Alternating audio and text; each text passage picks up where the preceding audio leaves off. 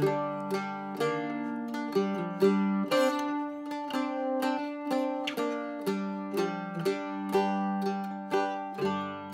interested as an artist in getting really close to my materials. I think that materials actually have a kind of soul.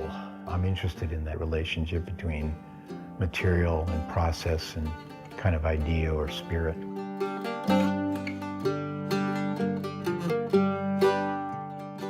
My work is kind of a narrative about my travels, my adventures, especially my canoeing and fishing adventures in the Boundary Waters and in Quantico.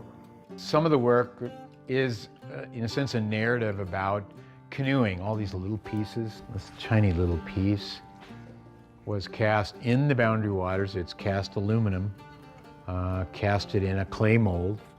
One of the things that I find fascinating and enjoyable about the wilderness is the notion of silence and the notion of adventure and also the idea that the wilderness doesn't really care whether you're alive or not.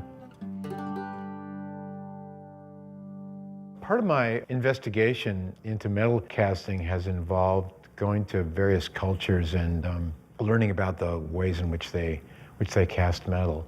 This is one of the processes that I learned in Japan. I've been to Korea, been to China, I've been to Turkey, I've been to India, all kind of researching various ways that people have cast metal. I try to practice those techniques, and then I also offer them as alternatives for students to realize their work. Here's another paddle piece with a turtle on it. I have a totem, the turtle. It's kind of an artistic and spiritual guide, and turtles figure in all kinds of mythologies across the world, generally as symbols for longevity and creativity.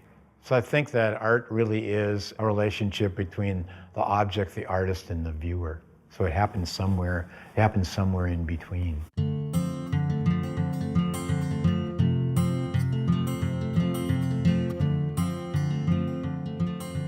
This is the Regis Center for Art on the west bank of the University of Minnesota. And we're in the East Building, and this is the University of Minnesota Sculpture Foundry. I started at the University of Minnesota in 1969, and I'll be retiring July 18th, 2014. So that'll be a 45-year kind of span.